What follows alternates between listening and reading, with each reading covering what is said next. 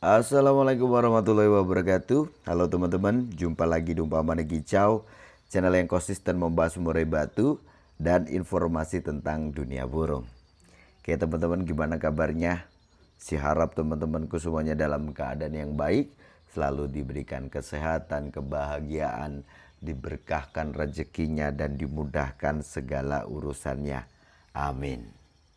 Teman-teman, seperti biasanya saya akan menanggapi komentar yang ditulis di kolom komentar YouTube. Ini ada dari Wardani BF 3823. Om Sanda tolong dong bahas cara setting murai batu giras agar bisa nampil di gantangan. Terima kasih Om Sanda, semoga dibahas. Oke, terima kasih Om atas pertanyaannya. Namanya Wardani BF, ya kan? BF itu kan singkatan breed farm, ya kan, atau peternakan. Mungkin Mas Wardani ini seorang peternak yang menerapkan loloh induk. Jadi panennya itu burung sudah mandiri, di mana burung yang dengan metode loloh induk ini ya pada umumnya burung itu giras kayak burung muda hutan. Itu kalau baru panen kayak pesawat gitu ya, cerak gitu ya, kayak burung hutan gitu loh ya. Memang ini kan tujuannya kenapa sih kok pakai loloh induk gitu ya. Jadi loloh induk itu diharapkan ya, satu, karakter terbentuk dari dari kandang gitu ya, seolah-olah kayak burung hutan. Terus burung di loloh induk itu pertumbuhannya cepat, ya kan. Ada juga yang beranggapan kalau burung lolo induk itu karena dia kayak semi hutan gitu ya, semi alam gitu. Uh, Bukan hanya karakter saja, tetapi dari cara dia untuk merespon itu sama seperti mana induknya waktu ngerespon mungkin ngancem uh, manusia yang datang gitu kan ya, ada ngerasa keganggu gitu ya, dia akan menyontoh indukannya, ya kan. Terus biasanya kalau burung yang giras itu ada sebagian orang itu meyakini bahwa burung itu akan mempunyai volume yang nendang. Oke lah, semua orang boleh berpendapat, yang penting positif ya. Dan alasan lain apa teman-teman, untuk mungkin pekerja gitu ya yang nggak bisa ngeloloh anakan setiap jamnya, ya memang metode loloh induk ini sangat efektif sekali itu. Oke, nah biasanya burung loloh induk itu memang giras. Gini Om ya, seperti mana yang sudah saya contohkan untuk penerapan di hasil ternakan ini ya, anakan dari loloh induk ini tidak usah dikerodong dulu, ya kan. Setelah kita panen, oke, kita kerodong dulu mungkin sekitar 3 hari ya, supaya dia beradaptasi dengan tempat yang baru dan dia mau makan, ya kan. Nah setelah dia dirasa sudah mulai mau makan, sudah mulai beradaptasi dengan tempat yang baru itu, ya sudah gitu ya, nanti kamu ablak aja, diablak aja sampai dirasa burung itu agak mapan gitu loh ya, tidak gerusak-gerusuk ya. Giras sih tetap ya, tetapi seiring waktu toh dia juga burung, masih burung muda, itu nanti akan lebih cepat ya beradaptasi dan dia akan lebih cepat untuk sedikit jinak atau burungnya mapan lah, jangan terlalu jinak juga gitu kan. Oke Om, kalau ini sudah sampai dia pastol, terus waktunya burung itu dilombakan, kok burung itu masih giras. Saya sendiri juga punya burung seperti ini, gitu ya. Dimana burung lolo induk, kan burung-burung yang saya rawat di rumah ya, yang kebetulan saya bisa rawat untuk hasil ternakan saya sendiri. Ini kan sebenarnya burung-burung minus ya. Apa itu burung-burung minus? Jadi burung-burung yang memang ada kekurangan ya. Ya seperti mana di Rebon yang hilang itu dulu, itu dia kena napas waktu di dalam kandang ternak. Jadi saya panen itu dia udah kena napas. Terus ada lagi anaknya Pepe, itu Pepe Junior, itu juga dia ada masalahnya di matanya akhirnya meletus gitu teman-teman, atau dia akhirnya buta, ya kan. Terus ada di beberapa lah lagi itu burung yang kalau kita lihat, kalau yang matanya sampai hilang itu kan buta, itu kan memang kelihatan betul di fisik ya. Selain itu ada yang nggak kelihatan di fisik itu teman-teman ya, cuman ya mungkin dari tingkat kualitas volume kurang dibanding dengan normalnya dari apa saudara-saudaranya gitu ya. Itu. Nah, intinya ada burung yang saya rawat dari kandang ternak saya sendiri. Nah, burung ini juga seperti mana roda emas itu teman-teman, ya dia kalau dilombakan, saya lombakan ini entah di kelas pastol atau di kelas dewasa. Waktu di kelas pastol itu juga dia bisa merajai. Di kelas dewasa juga dia bisa mengimbangi. Bahkan dari usia pastol itu aku udah gantangkan di usia dewasa juga gitu ya. Aku coba di situ. Nah, bagus, kerjanya bagus. Cuman memang dia giras. Kenapa dia giras? Jadi waktu itu teman-teman, ini saya katakan minusnya ini tidak di fisik ya. Karena kebetulan burung ini itu hasil anakan terakhir, induknya mau mabung gitu ya. Itu kalau nggak salah itu induk betinanya waktu itu ekor sudah mau ada beberapa lah ya, itu udah jatuh, bulu kecil-kecil udah banyak yang jatuh, tapi kondisi waktu itu dia masih ngeram, ya kan. Kalau induk jantannya waktu itu jelas udah jatuhkan bulu ekor semua. Nah, artinya ini anak terakhir. Saya katakan ini minus apa? Biasanya kalau anak-anak terakhir seperti ini itu kualitasnya kurang bagus. Toh memang dari fisik itu kalau kita nggak ngelihat dari saudara-saudaranya gitu ya, itu kelihatan ya kayak normal ya, bentuknya ya kayak murai gitu ya.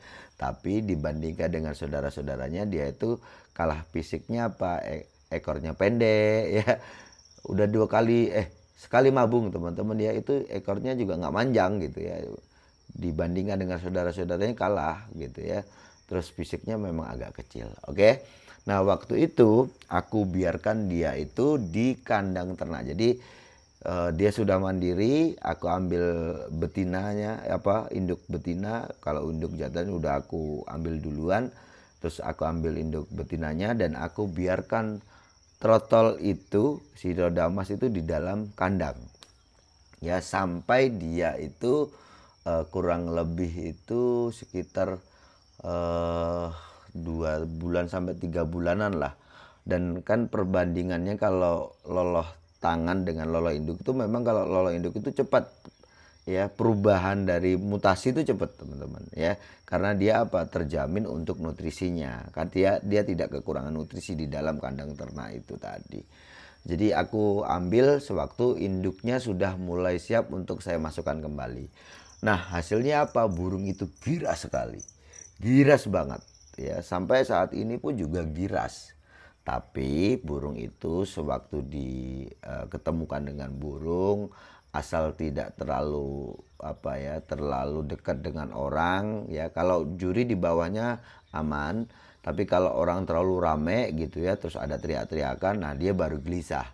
Tapi kalau orangnya ya nggak teriak-teriak gitu ya, ramai pun pokoknya nggak banyak teriakan gitu ya, suara-suara tidak begitu bising gitu ya, itu aman dia ya, aman. Tidak banyak orang tepuk-tepuk, tidak banyak orang mainkan kerodong, itu dia aman. Dia mainnya juga nitik ya, mainnya di tangkringan atas aja ya, namanya roda emas. Sering aku kok posting ya, sewaktu aku main di regionalan gitu, yang aku pakai itu ya roda emas, itu salah satunya.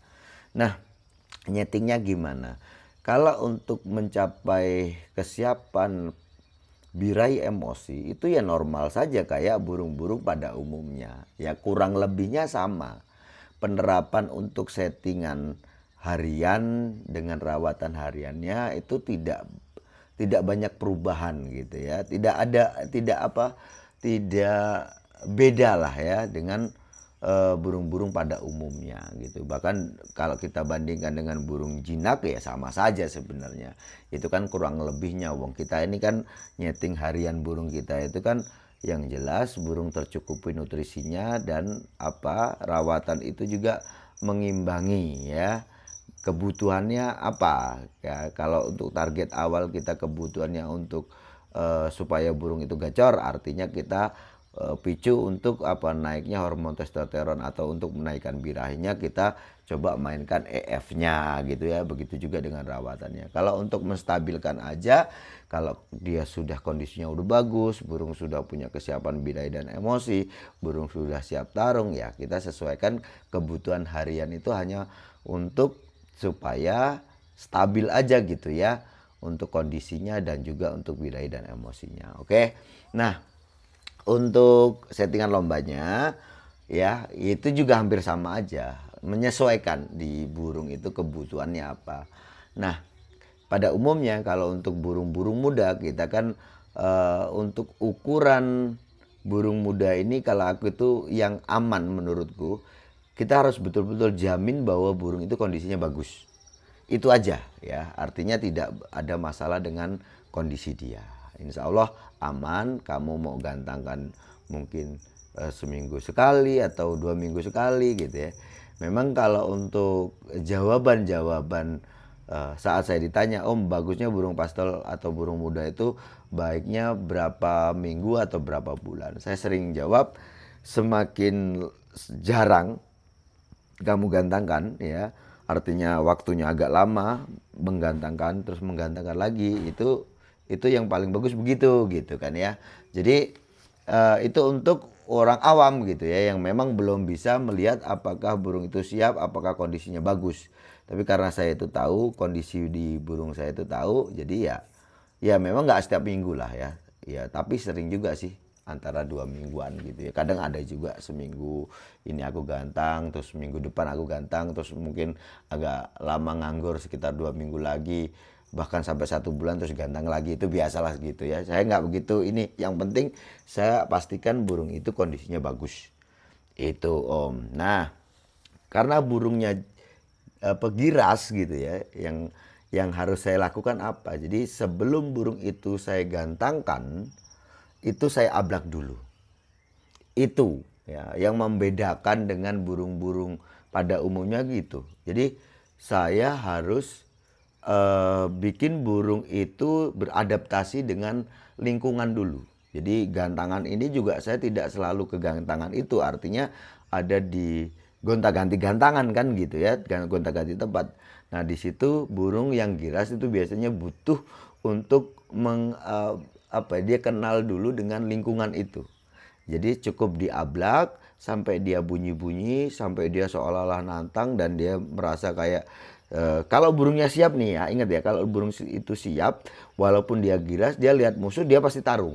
Kayak ngonslet gitu loh ya. Beda kalau nggak siap. Kalau nggak siap biasanya sih masih gelisah gitu ya, nggak bunyi dan sebagainya. Kalau burung itu betul-betul siap, kondisinya juga bagus, maka ya itu tadi, ada suara dia akan cari sumber suara, terus ketemu burung dia langsung tarung gitu ya.